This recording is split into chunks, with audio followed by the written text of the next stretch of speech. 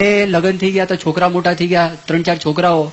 બેન દુખી ડોક્ટરની પાસે ગયા અને ડોક્ટરને જઈને વાત કરી કે ભાઈ મને બહુ દુઃખ છે. ડોક્ટરે કીધું એને શેનું દુઃખ છે? કે બધા તારા હસબન્ડ છે, તારા પતિ તને મારે છે? ના. ગાળ આપે છે? ના. અપમાન કરે છે? ના. તારા છોકરાઓ તારી આજ્ઞાનું પાલન નથી કરતા એનું દુઃખ છે? તો કે ના, એ પણ દુઃખ નથી. તો તને શરીરમાં કોઈ તકલીફ છે? કે ના, એ પણ તકલીફ નથી. તો તને દુઃખ શેનું છે? એ કે મારા લગ્ન થયા અને 30 વર્ષથી આ લોકોને હું રસોઈ જમાડું છું, પણ મને કોઈ થેન્ક યુ કહેતું નથી. હવે આ એને દુઃખ થયું, થેન્ક યુ કહેતું નથી એનું દુઃખ. આ માનસિક દુઃખ આવ્યું. હવે આ દુઃખ કોણ ટાળે? હવે એ દુઃખ આવ્યું. તમે જો, મને કોઈ થેન્ક યુ કહેતું નથી, કારણ કે માણસના અંતરમાં ઈચ્છા છે, he wants to become the centre of attraction. લોકો મારી સામે જુએ, મારી સામે દ્રષ્ટિ કરે, મારી સામે નજર કરે. આ એક ભાવના છે. જો સ્વામી ત્યાંથી પસાર થાય છે, તમે કોઈ દિવસ પ્રમુખ સ્વામીને ફોટો કોન્શિયસ જોયા છે? આ તફાવત પડી ગયો. ફોટો કોન્શિયસ જોયા? પ્રમુખ સ્વામીના સતત ફોટા પડતા રહે ને વિડીયો પડતી રહે. આપણે તો ઉપાધિ થઈ જાય. ઓલા ફોટા પાડતા ને બગાસું ખાતા હોય, કાં તો કંઈક આગુ પાછું કરતા હોય, કે કોકને ચીટલો ખણતા હોય, કંઈક મશ્કરી કરતા હોય, કંઈક દુઃખી હોય. જેવો ફોટો પાડવાની શરૂઆત થાય, હમણાં તમે જો ને ઓલા અહીંયા નથી આવતા ચેનલ વાળા, સિટી ચેનલ કોણ છે અહીંયા, અને આપણે આર્ટ્સ ટુ ફંક્શન હોય કે આ ફંક્શન હોય, અને જેવું શરૂ થાય ને બધા ટટ્ટાર, બધા ટટ્ટાર, બધાના મનની અંદર માર્યા. હમણાં જો આગુ પાછું થયું તો ઉપાધિ. જેવો ફોટો પડવાની શરૂઆત થાય, તમે બીજું જો, જે સમૂહ ફોટો હોય ને, સમૂહ ફોટો તમને આપવામાં આવે, આ સમૂહ ફોટો જો તો પેલું તમે શું જો, આમાં હું ક્યાં છું, હું ક્યાં આગળ છું થાય છે કે નથી થતું આપણા મનમાં? સ્વામીના જીવનમાં આ નથી, એટલે એને દુઃખ નથી, એટલે એને મનમાં શાંતિ છે, એટલે એના મનમાં આનંદ છે. અને આ એક જ પ્રકારનું જીવન છે. જો આપણા કરતા અલગ પડી ગયા, ખાલી ચાલવામાં અલગ પડી ગયા. એ સભાની અંદર ત્યાં આગળ આવે છે, એ પૂજાની પોતે શરૂઆત કરે છે. એ પૂજામાં જેવું ચાલતી હોય પૂજા, હવે તમે એક એક સ્ટેપ તમે જો. પ્રમુખ સ્વામી શરૂઆતમાં પગે લાગે છે, મેં તમને વર્ણન કર્યું, અને પછી માનસી પૂજા કરે છે. અને માનસી પૂજા કરે છે સ્વામી, તો તે વખતે પણ તમે એની એકાગ્રતા જુઓ, એ ખોવાઈ જાય છે. એ 10,000 માણસો બેઠા હોય, 15,000 માણસો બેઠા હોય, કે મોટા ઉત્સવ 50,000 માણસો ત્યાં આગળ બેઠા હોય, એ નજરમાં નથી. એમાં સંપૂર્ણ એકાગ્ર થઈ શકે છે. એ એકાગ્ર થઈ શકે. શરૂઆતમાં તમે જો વિચાર કરો કે જયારે આ જે બધી વાતો કરતા હતા, મેં તમને વર્ણન કર્યું ને, અલગ ક્યાં પડે છે, શું અલગ પડે છે, એ શા માટે એકાગ્ર થઈ શકે? ધારો કે આપણને પ્રશ્ન પૂછવામાં આવે કે આપણે શેમાં એકાગ્ર થઈએ છીએ, અને આપણને જે વારંવાર કરવાનું શું મન થાય, જે આપણને ગમતું હોય ને એમાં આપણે તાત્કાલિક એકાગ્ર થઈ શકીએ. બોલો, નવલકથાનું વાંચન કરો, નવલકથા તમે વાંચતા હોય, તાત્કાલિક એકાગ્રતા. મારા એક મિત્ર હતા, અને એ મિત્ર પોતે બાયોલોજીની જર્નલ એ લઈને બેઠા હતા. એના બાપુજીને રોજ કે તું વાંચ, પણ એ વાંચે નહીં, કે તારી પરીક્ષા નજીકમાં આવી તો એ વાંચે નહીં. અને હોશિયાર છોકરો, છેલ્લી ઘડીએ વાંચે, સારા માર્ક પણ આવતા હતા એને. હોશિયાર છોકરો હતો પણ વાંચે નહીં. બાપુજી કે ને વાંચે નહીં. એક વખત એના બાપુજી એ ઓફિસેથી પાછા આવ્યા, અને છોકરો એકદમ ભણવામાં તલ્લીન થઈ ગયો હતો. બાયોલોજીની જર્નલ હતી. એના બાપને તો ઓહો, કોઈ દિવસ નહીં, આજે સૂર્ય છે તો ક્યાં ઉગ્યો છે, અને આવું બને છે. અને એ બાપુજી રૂમમાં આવ્યા ને ખબર નહીં, એ બાપુજી નજીકમાં આવ્યા એ ખબર નહીં. નજીકમાં જઈને જોયું તો બાયોલોજીની જર્નલની અંદર નોવેલ હતી. એ નવલકથા લઈને બેઠો હતો. તો જો માણસને જે ગમે છે એમાં તરત મન એકાગ્ર થઈ જાય. ટેલિવિઝનમાં આપણું મન તરત એકાગ્ર થઈ જાય. આપણે જો રમત ગમત રમતા હોય, આપણું મન તરત એકાગ્ર થઈ જાય. ક્રિકેટની મેચ ચાલુ હોય તો આપણું મન એકાગ્ર થઈ જાય. આપણું મનગમતું ખાવાનું આપણને પ્રાપ્ત થાય, આપણું મન એકાગ્ર થઈ જાય. જે આપણને ગમે છે એમાં આપણું મન એકાગ્ર થાય છે, અને આપણે વારંવાર કરીએ છીએ. નાનો બાળક હોય, એના મા બાપ એના વખાણ કરતા થાકે નહીં. તમે જોજો, એનું મન ત્યાં છે. એને વહાલ કરે, એને વિશે બોલે, એના આખા ગાલે હાથ ફેરવે, શરીરે હાથ ફેરવે, અને કાલી કાલી ભાષા બોલે, અને બીજા કોઈ આવે એને પણ એની ઈચ્છાઓ હોય કે નો ઇન્ટ્રોડક્શન કરાવે છે કે અમારો બાળક છે, તમે આ જુઓ કેવો સરસ છે, કેવો સુંદર છે, કેવો આમ છે, કેવો તેમ છે, બધું એને વર્ણન શરૂ કરી દે. પછી બાળક મોટો થાય ને તો હેત ઓછું થઈ જાય. પણ કેમ ઓછું થાય છે? પેલો બાળક સામે થાય છે, એટલે એ સામો થાય છે. એના મા બાપનું મનગમતું કરતો નથી, એટલા માટે. એના મા બાપનું જો મનગમતું કરે ને તો વખાણ ચાલુ રહે, અને મોટા થઈને મરે ત્યાં સુધી વખાણ મૂકે નહીં. તો જે ગમે છે વારંવાર કરે છે. તો એના પરથી માણસને અનુમાન તો એટલું થાય અને એ અનુમાન શું થાય છે કે પ્રમુખ સ્વામીને આ ગમે છે એટલે આ બને છે. પ્રમુખ સ્વામીને આ ગમે છે એટલે બને છે. હવે સ્થૂળ દ્રષ્ટિએ વિચાર કરો કે આમાં શું ગમવાનું? મૂર્તિ છે, વાઘા છે, પૂજા છે, પૂજામાં મૂર્તિઓ મૂકેલી છે અને હાથમાં પોતે માળા લઈને બેઠા છે. અને કોઈ પણ મંદિરની અંદર સ્વામી જાય, ધારો કે 12 મહિના માટે તમે મંદિરમાં રહ્યા, આના મૂર્તિઓ છે. અને વાઘા કઈ 365 જોડ નથી વાઘાના, કદાચ મહિનો 30 વાઘાની જોડ હોય, એ બદલાઈ જાય. તમે જો રોજ મંદિરમાં દર્શન કરવા માટે આવતા હો તો તમને મૂર્તિ પણ ખબર પડી ગઈ, તમને વાઘા પણ ખબર પડી ગયા હોય, તો એમાં તમને ગમે છે શું? એ શેનો આનંદ આવે છે? પણ બુદ્ધિશાળી માણસને ખબર પડે કે આમનો આનંદનો વિષય જુદો છે, આમના સુખનો વિષય જુદો છે.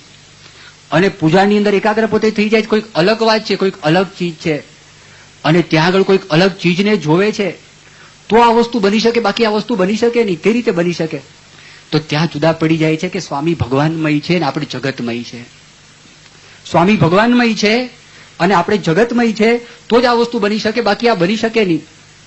અત્યારે તમે જો શરૂઆતમાં મંત્ર જાપની વાત કરી, તો વૈજ્ઞાનિક દ્રષ્ટિએ મંત્ર જાપ કરવાથી માણસના જીવનમાં લાભ થાય છે. હવે ધીરે ધીરે આ મેઇન સ્ટ્રીમ મેડિસિનની અંદર આ દાખલ થયેલું છે. શરૂઆતમાં લોકો માનતા નતા, એટલે મેં કૃષ્ણ ભગવાનથી મહાભારતથી શરૂઆત કરી. 5000 વર્ષ પહેલા કૃષ્ણ ભગવાન કોઈ પણ નિરૂપણ કર્યા સિવાય પોતાના આસન ઉપર બેસી સ્નાન કરી. મેં વર્ણન કર્યું કે શરૂઆતમાં ધ્યાન કરે, પછી સ્નાન કરતા હતા. એની દિનચર્યાનું વર્ણન મેં તમને કર્યું. અને ત્યાર પછી એ પોતે મંત્ર જાપ કરતા હતા. પણ મંત્ર જાપથી શરીર ઉપર લાભ છે, વૈજ્ઞાનિકોએ આ પુરવાર કરી આપેલું છે. 1970ની સાલથી ડોક્ટર હર્બર્ટ બેન્સન, હાર્વર્ડના જે ડિપાર્ટમેન્ટ ઓફ મેડિસિન છે એ મેડિસિનના પોતે હેડ હતા, અને એ વ્યક્તિએ એક પુસ્તક લખ્યું ધ રિલેક્સેશન રિસ્પોન્સ. એની અંદર પોતે વર્ણન કરેલું છે કે મંત્ર જાપ કરવાથી માણસના શરીર ઉપર શું અસર થાય છે. પછી બીજું પુસ્તક લખ્યું માઇન્ડ બોડી ઇફેક્ટ. પછી ત્રીજું પુસ્તક એમણે લખ્યું બિયોન્ડ ધ રિલેક્સેશન રિસ્પોન્સ. અને હર્બર્ટ બેન્સને જયારે આ બધી વાત કરી ત્યારે લોકોના મનની અંદર થયું કે માણસ મંત્ર જાપ કરે છે એ વાત સાચી છે અને એનાથી જીવનની અંદર લાભ થાય છે. મંત્ર જાપ પહેલા મેં તમને વર્ણન કર્યું કે માનસી પૂજાની વાત કરી. જો માનસી પૂજાની અંદર પણ કેવું છે, એકદમ વૈજ્ઞાનિક છે. માનસી પૂજામાં તમે જે મનમાં સ્મરણ કરો ને, મનમાં જેનું સ્મરણ કરો એ પ્રકારે વિચાર થાય. ધારો કે કોઈક રૂમ હોય, એ રૂમની અંદર તમે હિટલરનો ફોટો મૂક્યો હોય, બાજુમાં ગાંધીજીનો ફોટો મૂક્યો હોય, સરદાર વલ્લભભાઈ પટેલનો ફોટો મૂક્યો હોય, પછી માઇકલ જેક્સનનો ફોટો મૂક્યો હોય, પછી તમે તેંડુલકરનો ફોટો મૂક્યો હોય અને વાજપેયીનો ફોટો મૂક્યો હોય. તમે દરેક ફોટા સામે જાઓ ને તમારા મનના વિચારોને તમે તપાસ કરો તો દરેક વખતે અલગ અલગ પ્રતિભાવો હશે, દરેક વખતે અલગ અલગ રિસ્પોન્સ હશે. તો તમે બધા ફોટાઓ ભૂલી જાઓ અને તમે તમારા મનનો વિચાર કરો. અને જો મન છે એ મનની અંદર આ બધી સ્મૃતિઓ કરો. મનમાં ગાંધીજીને સંભાળો, સરદારને સંભાળો, મનમાં માઇકલ જેક્સનને સંભાળો, મનની અંદર તેંડુલકરને સંભાળો, અને મનમાં સંભાળો તો મનમાં પણ એવા વિચારો આવશે, કાંઈ સામે જોતા નથી તો પણ. તો તે વખતે જો તમે ભગવાનનું સ્મરણ કરો કે પ્રમુખ સ્વામી મહારાજનું જો સ્મરણ કરો તો તમને કંઈક જુદો અનુભવ થાય, તમને શાંતિનો અનુભવ થાય. એ સ્વામી પોતાના જીવન દ્વારા આપણને શીખવાડે છે. એ માનસી પૂજા કરવા માટે બેસી જાય એકાગ્રચિત્તથી. અને જો આપણે પણ ભગવાનનું સ્મરણ કરીએ અને આપણે પણ જો સત્પુરુષનું સ્મરણ કરીએ તો આપણા જીવનની અંદર પણ એમને જે સુખનો અનુભવ થાય છે ને એ સુખનો અનુભવ આપણને થાય. હવે એમને કેવું મન થાય છે. એક વખત સ્વામી અમેરિકાની અંદર હતા. એ અમેરિકામાં સ્વામી હતા ને તે લંડનમાં હતા, અને સ્વામીએ કાગળ લખેલો ભાદરાની અંદર. તે વખતે ભાદરા સ્થાન છે ને, ભાદરા સ્થાનમાં તમે જાઓ ને તો અત્યારે કંઈક ભાદરામાં તમને પ્રાપ્ત થાય છે. પેલા ભાદરાની અંદર તમને કશું મળે નહીં, વેરાન સ્થાન કહેવાય. અને ભાદરામાં મંદિર કરેલું, ગુણાતીતાનંદ સ્વામીનું જન્મસ્થાન. પ્રમુખ સ્વામીએ ત્યાંથી કાગળ લખ્યો દેવચરણ સ્વામી ઉપર, અને કાગળમાં એવું લખેલું, મારા મનમાં એમ થાય છે કે હું ત્યાં ભાદરામાં કાયમ માટે રહું અને 5 ટાઈમની આરતી હું ઉતારું. જો મેં તમને વાત કરી ફક્ત 2 ટાઈમ દર્શનની, એના અંતરની ભાવના, જો જીવન ભાવના, હું 5 ટાઈમની આરતી ઉતારું. અને સ્વામી આ તો 5 ટાઈમની આરતીની મેં તમને વાત કરી. એના કરતા આગળનો એક પ્રસંગ બન્યો જયારે અમે લોકો ઉત્તરાખંડની યાત્રામાં ગયેલા. અને ઉત્તરાખંડની યાત્રામાં અમે ગયા હતા તો તે વખતે ત્યાં આગળ ઉત્તરકાશી, અને ઉત્તરકાશીથી તમારે આગળ પછી જવાનું હતું, ઉત્તરકાશીથી ગંગોત્રી જવાનું હતું. એ દિવસે રાત્રે પ્રમુખ સ્વામી જાગી ગયા અને જાગીને પલંગમાં બેસી ગયા. એમના સેવક સંત ઉઠી ગયા. સેવક સંતે વાત કરી, સ્વામી બાથરૂમમાં જવું છે? સ્વામી કે ના, બાથરૂમમાં તો જવું નથી, બસ બેઠો છું.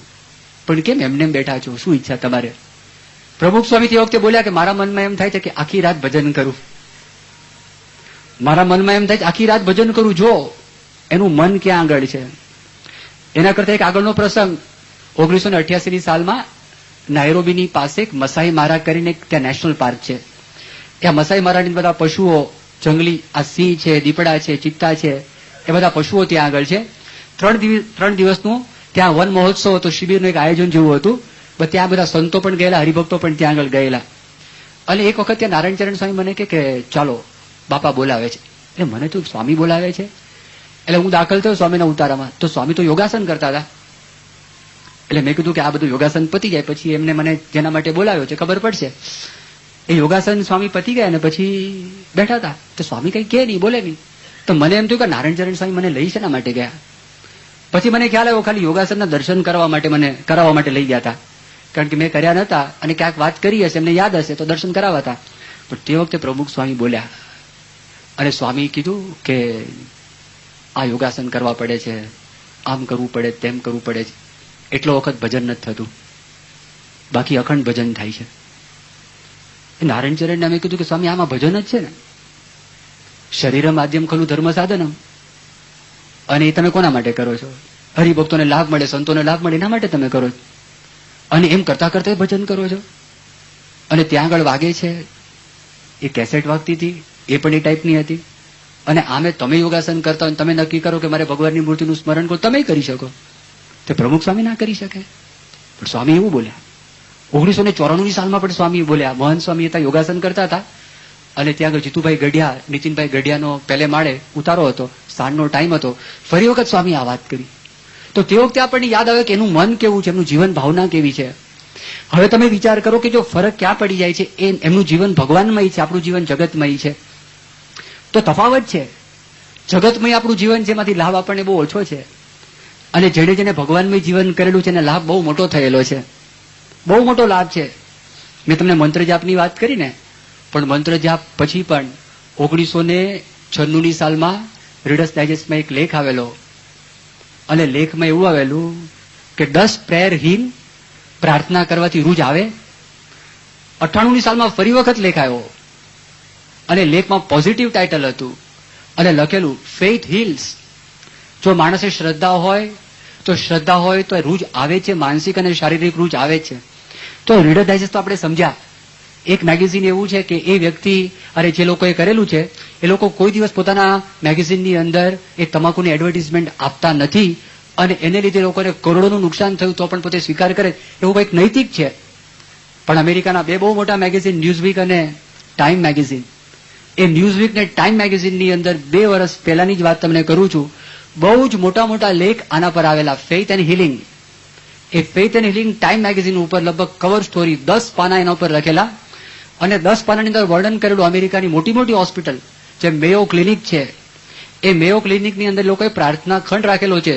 પછી ડુક યુનિવર્સિટી છે, એ યુનિવર્સિટીની અંદર પણ મેઇન સ્ટ્રીમમાં આ લોકો જો શ્રદ્ધા હોય, પ્રાર્થના કરતા હોય તો દર્દી પર કેવી અસર કરે છે એનો એક સ્પેશિયલ ક્લાસ ત્યાં કરવામાં આવે છે.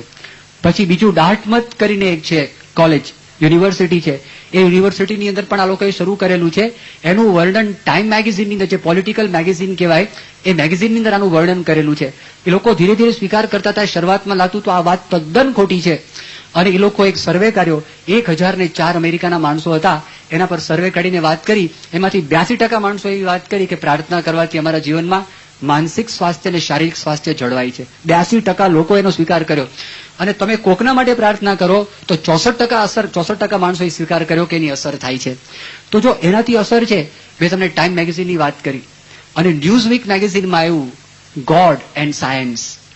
એ પણ એના પર આખો લેખ હતો, આખા ઇતિહાસનું પોતે વર્ણન કરેલું છે. અને એ કરવાથી કેટલો મોટો લાભ થાય છે, બહુ મોટો લાભ થાય છે. એક બહુ મોટા ડોક્ટર અમેરિકાની અંદર કનેટિકટ સ્ટેટમાં ન્યૂ હેવન નામની શહેર છે, એ શહેરમાં ડોક્ટર બર્ની સીગલ ત્યાં પ્રેક્ટિસ કરે છે, પીડિયાટ્રિક સર્જન છે.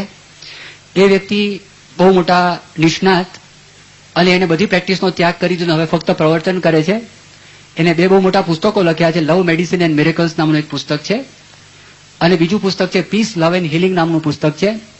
તો લવ મેડિસિન મિરેકલ નામનું જે પહેલું પુસ્તક છે એમાં એક બેનનું વર્ણન કરે છે.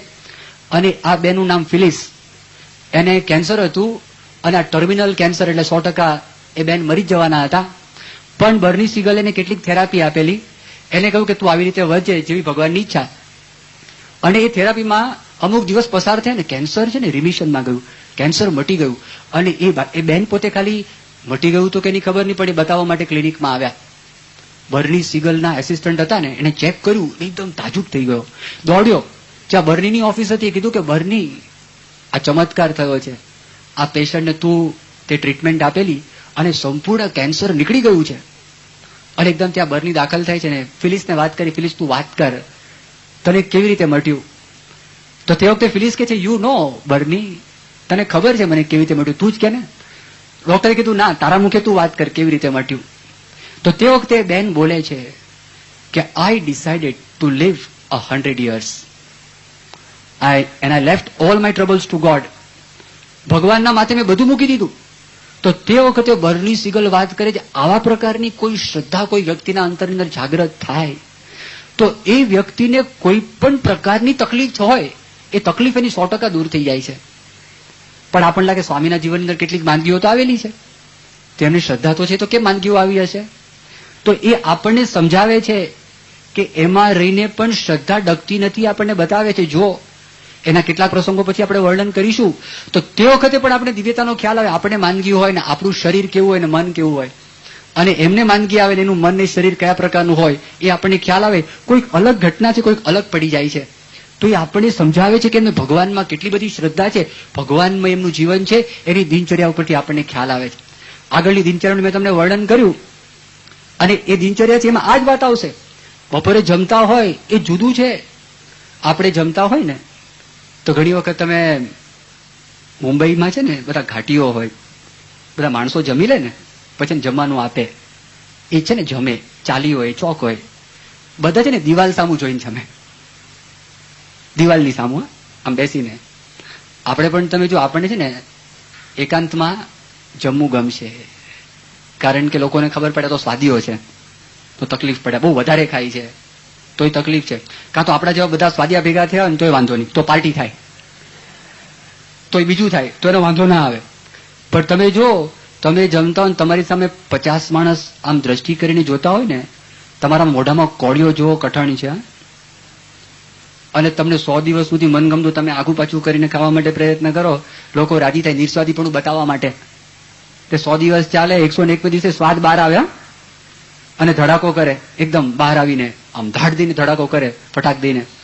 તમે સ્વામી જો જમે છે અરે તે વખતે પાછું ધ્યાન છે, કથા વાર્તામાં ધ્યાન છે, તે વખતે રિપોર્ટમાં ધ્યાન છે, તે વખતે ખબર પડે જીવન ભગવાનમય છે. આ જે ખાય છે એ શરીરનું પોષણ કરવા માટે ખાય છે, એ સ્વાદ માટે ખાતા નથી. જેમ કોઠીની અંદર તમે દાણા ભરો છો એવી રીતે પ્રમુખ સ્વામી પોતે જમે છે, પણ એનું મન છે ભગવાનમાં જ તમને ખ્યાલ આવે.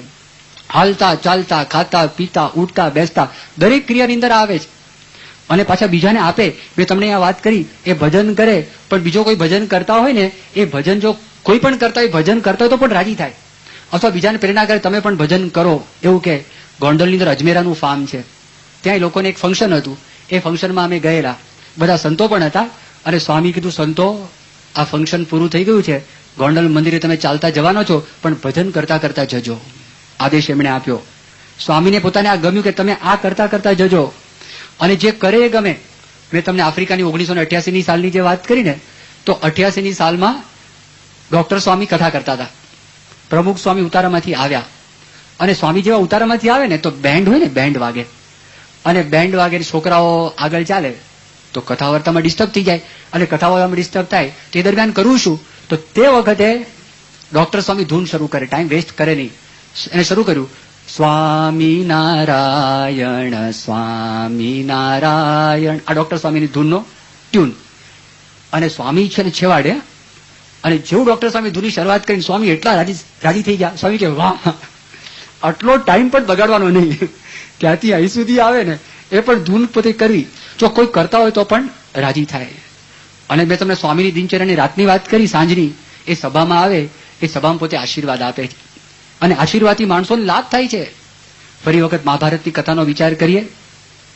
ભીષ્મ પિતામાં બાણશૈયા ઉપર સૂતા છે અને તે વખતે ત્યાં આગળ યુધિષ્ઠિર પધારે છે અને યુધિષ્ઠિરના મનની અંદર પ્રશ્ન છે અને પ્રશ્ન યુધિષ્ઠિરના મનની અંદર એમ પ્રશ્ન હવે આવેલો છે કે મારે લીધે યુદ્ધ થયું છે અને યુદ્ધનું કારણ હું છે, હું પોતે જ છું અને એને કોઈ રીતે મળતું નથી, જે મનમાં દુઃખ હતું દુઃખ મળતું નથી. તે વખતે ભીષ્મ પિતામાં એને ઉપાખ્યાન કહે છે.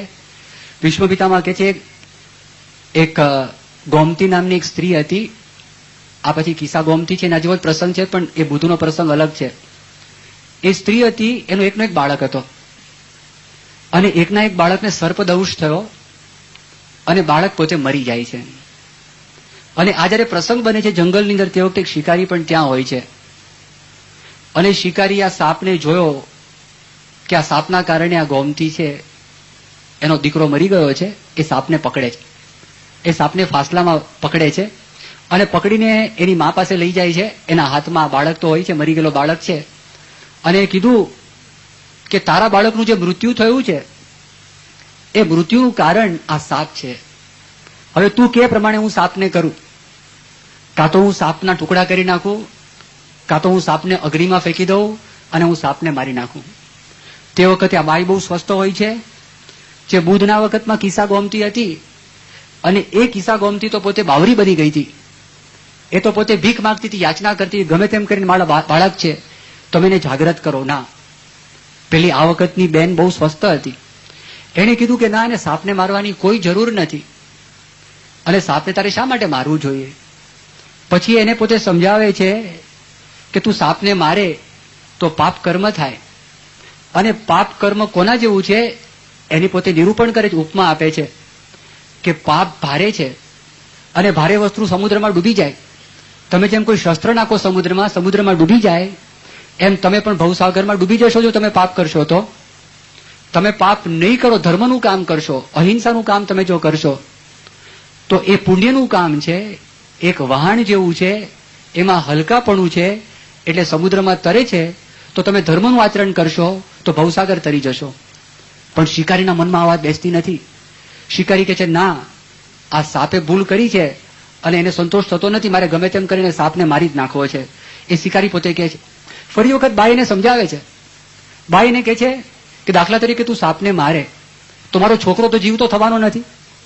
તું સાપને મારે તો મારો છોકરો છે, મારો છોકરો જીવતો થવાનો નથી. અને કદાચ સાપ જીવતો રહે તો તને તકલીફ શું પડે, તને વાંધો શું આવે છે, તને કઈ નુકસાન તો છે નહીં. એ બહુ સમજાવવા માટે પ્રયત્ન કરે. સાપ હાથમાં તરફડતો હોય છે, એનું ગળું દબાયું હોય છે અને તે વખતે એ સાપ છે ને એને માણસ જેવી વાણી આવે છે અને મૃદુ સ્વરે સાપ વર્ણન કરે છે. સાપે કીધું મારો વાંક નથી. શિકારી કે કોનો વાંક છે? કે મૃત્યુની પ્રેરણાથી મેં આ કર્મ કરેલું છે, બાકી મારો વાંક નથી, મૃત્યુનો વાંક છે. શિકારી કે તારો જ વાંક છે. સંવાદ ચાલે છે. એ સંવાદ ચાલે છે ને મૃત્યુ પોતે પ્રગટ થાય છે અને મૃત્યુએ કીધું આ શિકારીનો વાંક નથી અને મારો પણ વાંક નથી. તો તારો વાંક કેમ નથી? આ એમ કે છે કે મૃત્યુની પ્રેરણાથી મેં તને કરેલું છે, તો તું કેમ ના પાડે છે? એ કે આ તો કાળનો વાંક છે.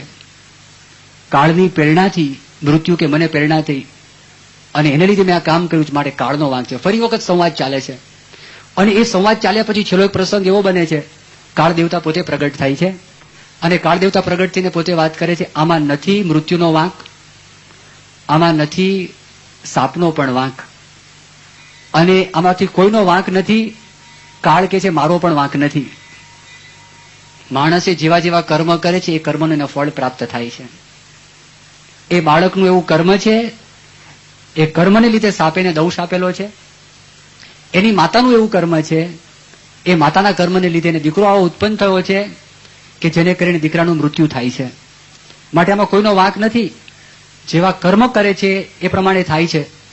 પછી કાળ દેવતા અદ્રશ્ય થઈ જાય છે અને ગોમતી પણ પેલા શિકારીને વાત કરે છે ત્યારે શિકારીના મનનું સમાધાન થાય છે. આ ઉપાખ્યાન અનુશાસન પર્વની અંદર આવે છે. એ ભીષ્મ પિતામાં એને સંભળાવે છે અને જયારે સંભળાવે ત્યારે યુધિષ્ઠિરનું મન શાંત થાય છે.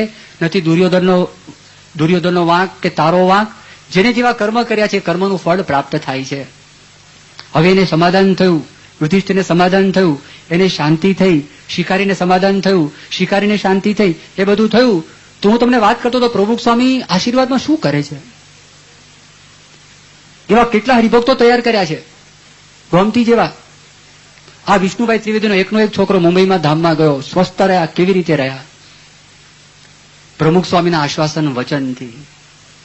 હમણાંની તમને વાત કરું, સુરેશભાઈ દાણી, એક તો એક છોકરો ઓસ્ટ્રેલિયાની અંદર ઉપડી ગયો, ચિનેશ કરીને, સિક્યુરિટીમાં કામ કરતો હતો, નાની ઉંમર, હમણાં જ લગ્ન કરેલા. એમના પત્ની અહીંયા છે, ત્યાં જવાનું બાકી છે. સુરેશભાઈનું મન સંપૂર્ણ સ્વસ્થ છે. એનું કારણ શું? પ્રમુખ સ્વામીના આશ્વાસન વચન. હિતેશ પારેખ, નાનો, 14 વર્ષની ઉંમર, મુંબઈ પવઈવાડીમાં પોતે નાહવા માટે પડ્યો. એ સ્નાન ત્યાં આગળ કરતો હતો. ડોક્ટર સ્વામી પણ કુવાની અંદર હતા અને હિતેશ તરતા આવડતું તો પણ અંદર ડૂબી ગયો. અને એમના માતા પિતા સંપૂર્ણપણે સ્વસ્થ હતા. એનું પણ કારણ શું? એનું કારણ પણ આ તો વાત કરે છે, એક વર્ણન કરે છે. અહીંયા કેટલા હરિભક્તો તૈયાર થયા. ગોપાળભાઈ સાંગલીવાળા, એનો નાનો છોકરો ધામની અંદર ગયો, વાલની ડિફેક્ટ હતી, એ બહુ સ્વસ્થ હતા. એને તો જે કાર્યક્રમ કર્યો ને અત્યારે તો લોકો કરી ન શકે, સાકર વેચેલી. એ તો અક્ષરધામમાં જઈને બેઠો છે. આવી સમજણ કરીને બેઠા હતા.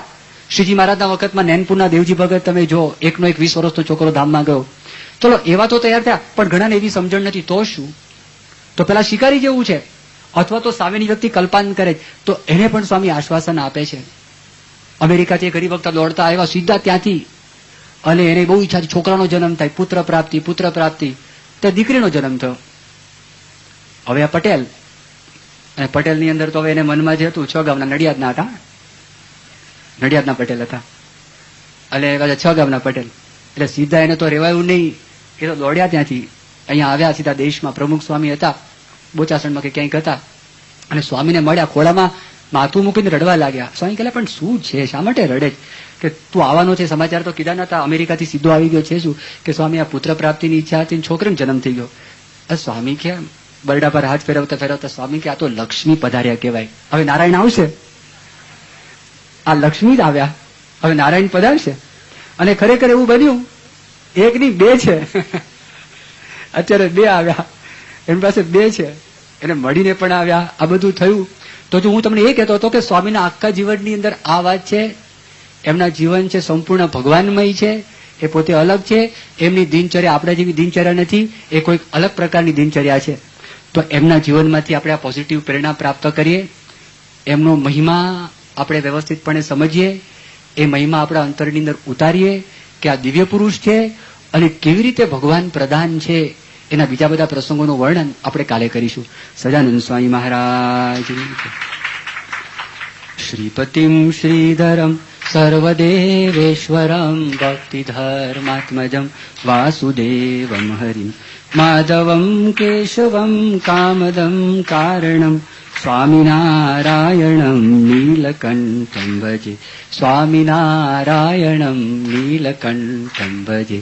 શ્રીપતિમ સ્વામિનારાયણ નારાયણ નારાયણ.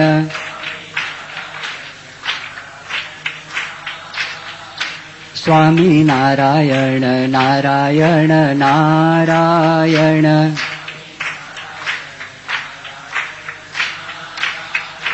સ્વામિનારાયણ સ્વામિનારાયણ.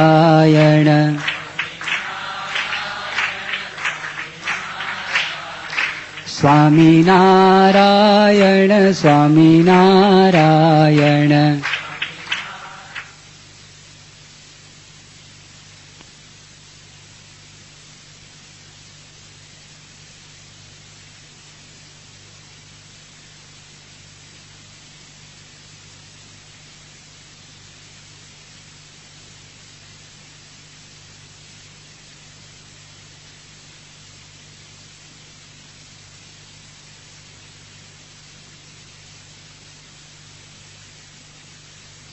વંદે યજ્ઞપુરુષદાસ ચરણમ શ્રીયોગિરાજમ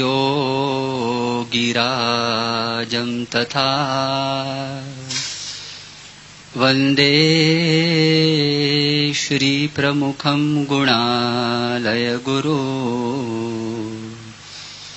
મોક્ષાય ભક્ત્યા સદા. ગુણાતીતોક્ષરમ બ્રહ્મ ભગવાન પુરુષોત્તમઃ જનોજાનન્દિદં સત્યમ મુચ્યતે ભવબંધના. સહજાનંદ સ્વામી મહારાજની જય. અક્ષર પુરુષોત્તમ મહારાજની જય. ગુણાતીતાનંદ સ્વામી મહારાજની જય. ભગતજી મહારાજની જય. શાસ્ત્રીજી મહારાજની જય. યોગીજી મહારાજની જય. પ્રમુખ સ્વામી મહારાજની જય.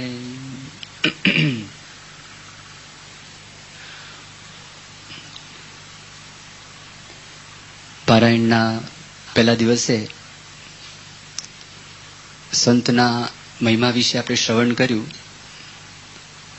શ્રીજી મહારાજે અપરંપાર મહિમા સંતનો વચનામૃતમાં કહેલો છે. ગરડા પ્રથમના 27ના વચનામૃતમાં શ્રીજી મહારાજ એવી વાત કરે છે કે સાચા સંતના હૃદયની અંદર ભગવાનનો નિવાસ છે.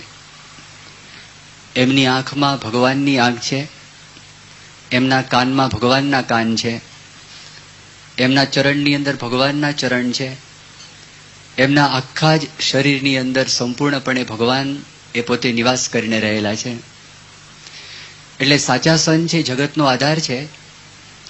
એ પહેલે દિવસે આપણે આ વાત સાંભળી અને એમાં પણ આપણે એવું સાંભળ્યું કે સાચા સંતની જો કૃપા થાય તો આપણને ભગવાનમાં શ્રદ્ધા ઉત્પન્ન થાય છે. જો આપણને સાચા સંતની કૃપા થાય તો આપણને ભગવાનના દર્શન પણ થાય છે. અને જો આપણને સાચા સંતની કૃપા થાય તો ભગવાનનો સાક્ષાત્કાર થાય છે. એ પહેલે દિવસે રવિવારના દિવસે આ વાત આપણે સાંભળી.